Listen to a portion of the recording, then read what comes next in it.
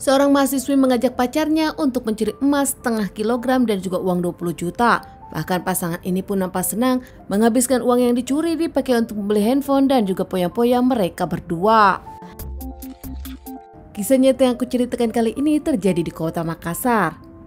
Ada seorang wanita bernama Haji Tarima berusia 66 tahun tinggal sendirian hanya di rumah itu di kota Makassar. Haji Tarima sendiri punya anak dan cucu, namun dirinya memang pindah dari kota Goa ke Makassar hanya untuk menghabiskan hidupnya sendirian. Dikenal sebagai wanita yang baik, sukses, kaya raya, dirinya pun adalah seorang bos kelapa sawit. Tarima yang seorang diri kerap mengajak cucunya menginap, namun sang cucu tak bisa tinggal. Hanya sering mampir menginap sekali, tak bisa menginap lama. Akrab dengan para tetangga, Haji Tarima sendiri dikenal sebagai orang yang baik, kerap menolong para tetangga yang membutuhkan. Kenal dengan seorang gadis, seorang mahasiswi bernama Pipi, 19 tahun, tetangga di sana yang juga dianggap sebagai cucu sendiri. Pipi sendiri berkuliah di Fakultas Hukum dan sering menemani sang nenek tetangga yang tinggal sendirian di rumah itu. Di akhir tahun 2023, Pipi sendiri dekat dengan Tarima dan berani meminjam uang kepada seseorang yang dianggapnya nenek ini. Saat itu Pipi mengungkapkan dirinya butuh uang 7 juta dan janji akan membayar dalam 1 bulan. Menganggap Pipi sebagai cucunya sendiri, bahkan dirinya tahu kalau Pipi memang tengah kesusahan, akhirnya Haji Tarima pun memberikan pinjaman.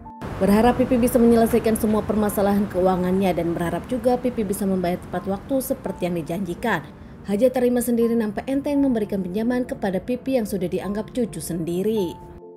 Tanpa Haji Tarima tahu kalau ternyata uang tersebut hanya untuk poya-poya Pipi, bukan untuk kuliah. Bahkan sebulan 2 bulan berlalu, tak ada Pipi membayar hutang kepada Haji Tarima. Hingga bulan keempat Haji Tarima pun menelpon Pipi dan menanyakan perihal uang tersebut. Pipi berjanji akan membayar secepatnya, namun dalam hati Pipi kesal karena kini Pipi mendapatkan telepon tagihan dari sang nenek angkat. Pipi yang tak punya uang sama sekali bahkan kini berniat memiliki uang Haji Tarima. Tak bisa sendirian, Pipi pun mengajak sang pacar Asrul berusia 20 tahun yang juga adalah mahasiswa Fakultas Hukum untuk merampok Haji Tarima. Di awal Asrul menolak, hingga akhirnya Pipi pun berbohong kepada Asrul kalau nenek Tarima berhutang kepada dirinya dan hanya meminta Asrul untuk menemaninya saja. Mereka berdua jalan-jalan hingga malam hari, mereka pun sempat makan malam. Pipi kembali mengajak Asrul untuk merampok, bahkan kali ini menghabisi Haji Tarima. Entah apa yang ada di pikiran Asrul, tiba-tiba Asrul pun berubah pikiran dan dirinya pun mau menerima ajakan sang pacar. Pipi saat itu datang ke rumah Haji Tarima seperti biasa, bahkan meminta Asrul untuk diam di rumah menunggu dirinya. Hingga tak lama saat Haji Tarima tidur, Pipi pun meminta Asrul untuk masuk ke dalam. Diam-diam keduanya pun masuk ke kamar Haji Tarima yang sudah tertidur. Tak lama Haji Tarima sendiri dibekap dengan bantal dan tak lama dipukuli oleh Pipi hingga akhirnya Haji Tarima yang tak bisa melawan menghembuskan napas terakhirnya di kamar sendiri. Saat sadar kalau Haji Tarima sudah tak bernyawa, keduanya pun langsung membuka lemari, membawa setengah kilo emas dan membawa uang 20 juta. Sengaja tak membawa emas yang dipakai oleh Nyonya Tarima agar seakan bukan perampokan.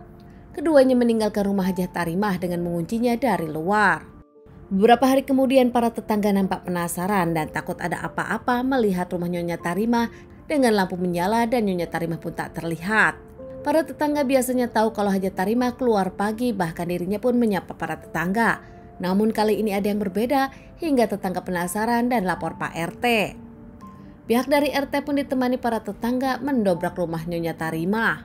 Kaget menemukan Tarima sudah tak bernyawa di kamarnya sendiri, akhirnya Pak RT pun lapor kepada pihak kepolisian dan keluarga Haji Tarima. Pihak kepolisian datang ke TKP dan membawa jasad ke rumah sakit dilakukan otopsi. Hasil otopsi mengungkapkan kalau Haji Tarima berpulang karena dirinya mendapatkan bekapan hingga tak bisa bernapas. Jelas ini adalah penghabisan. Keluarga dari Haji Tarima sendiri tak terima dan meminta pihak kepolisian mencari siapa pelakunya. Pihak kepolisian menyelidiki semua tetangga dan keluarga hingga akhirnya pihak kepolisian pun menyelidiki CCTV sekitar. Tak butuh waktu lama pihak kepolisian berhasil mengamankan pelaku. Asrul diamankan di kampus sementara Vivi diamankan di rumah tantenya. Ternyata saat diamankan keduanya pun sudah memakai uang untuk poya-poya, membeli iPhone, membeli baju, bahkan mereka pun makan bersama. Sementara emas belum terjual, keduanya menyimpan emas di kos-kosan Pipi. Dari hasil interogasi mengungkapkan kalau Pipi adalah otak dalang semuanya, sementara Asrul adalah orang yang diajak Pipi. Tak bisa mengelak lagi, akhirnya mereka pun mengakui.